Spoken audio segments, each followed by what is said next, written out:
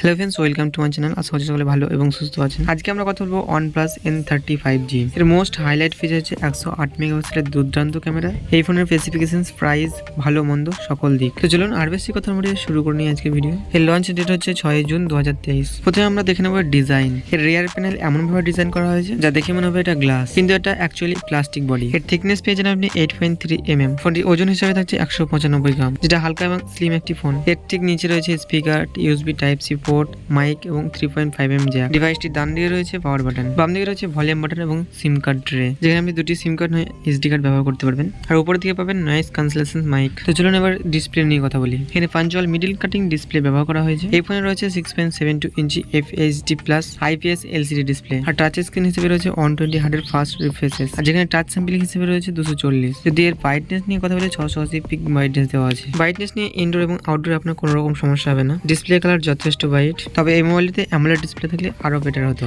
আর security হিসেবে দেওয়া আছে সাইড মাউন্টেড ফিঙ্গারপ্রিন্টস, আর থাকছে ফেস আনলক সিস্টেম। এরপর দেখে নেবো এই ফোনটির পারফরমেন্স। এই ফোনটির পারফরমেন্স কেমন হতে চলেছে। আউট অফ দ্য বক্স পেয়ে যাবেন Android 13 আর Oxygen OS 13.1। এখানে চিপসেট ব্যবহার করা হয়েছে Qualcomm Snapdragon 695, যেটা 5G প্রসেসর 6 ন্যানোমিটারের সাথে। এখানে CPU হচ্ছে Octa-Core 2x2.2 GHz। এখানে জিবি হচ্ছে Adreno 619। র্যাম এবং স্টোরেজের দিক দেখতে গেলে পাবেন 8GB র্যাম 128GB স্টোরেজ, যেখানে আপনি আলাদাভাবে SD কার্ড ব্যবহার করতে পারবেন। স্টোরেজ টাইপ হচ্ছে UFS 2.2। এর আন্তত স্কোর পেয়ে যাবেন আপনি 4 লাখের উপর। এর আপনি BGMI, Call of Duty, Free Fire, high settings এর গেমগুলো আপনি স্মুথলি প্লে করতে পারবেন উইদাউট ল্যাগ ছাড়াই। তো এরপরে দেখে নেবো এই ফোনটির ক্যামেরা। এই ফোনটি ট্রিপল রেয়ার ক্যামেরা সেটআপের সঙ্গে, যেখানে আপনি প্রাইমারি ক্যামেরা পেয়ে যাবেন 108 মেগাপিক্সেলের, 2 মেগাপিক্সেলের মাইক্রো লেন্স আর 2 মেগাপিক্সেলের ডেপথ সেন্সর। আর এই ফোন দিয়ে তোলা কিছু ফটো দেওয়া থাকলো।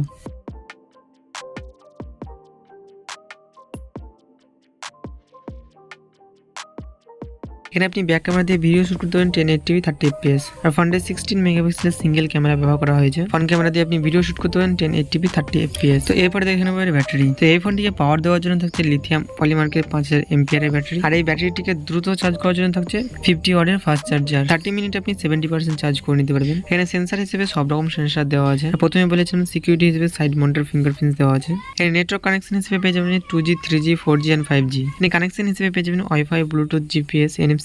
এখানে রেডিও দেওয়া থাকবে না, USB টাইপ সি পোর্ট। তো আপনি কি এই ফোনটি নেওয়ার কথা ভাবছেন? তো এই ফোনটি খারাপ দিক দেখতে গেলে অ্যামোলেড ডিসপ্লের জায়গায় IPS LCD ডিসপ্লে ব্যবহার করা হয়েছে। প্রসেসর হিসেবে ব্যবহার করা হয়েছে Qualcomm Snapdragon 695। ফোনটি ট্রিপল লেয়ার ক্যামেরার সাথে পেয়ে যাবেন আপনি, যেখানে প্রাইমারি লেন্স 108 মেগাপিক্সেলের। এখানে 2 মেগাপিক্সেলের মাইক্রো লেন্স না দিয়ে 8 মেগাপিক্সেলের আলট্রা ওয়াইড ক্যামেরা দিত, তো ফটোর কোয়ালিটি আরেকটু ভালো হতো। যাই হোক, OnePlus কে ক্যামেরা এবং ডিসপ্লে দিকে আরেকটু দেখা উচিত ছিল। আর এই ফোনটি জুন মাসেই লঞ্চ হবে। এর প্রাইস হিসেবে থাকছে 25,000 টাকার আশেপাশে। তো আপনি কি এই ফোনটি নেওয়ার কথা ভাবছেন? আপনার মতামত কমেন্টে অবশ্যই জানাবেন। আর ভিডিওটি যদি আপনার একটু ভালো লেগে থাকে তাহলে একটি লাইক করে দেবেন, চ্যানেলকে সাবস্ক্রাইব করে দেবেন। দেখা হচ্ছে আবার নতুন কোনো ভিডিও নিয়ে। সকলে ভালো থাকবেন। আজকের মতো এতটুকুই।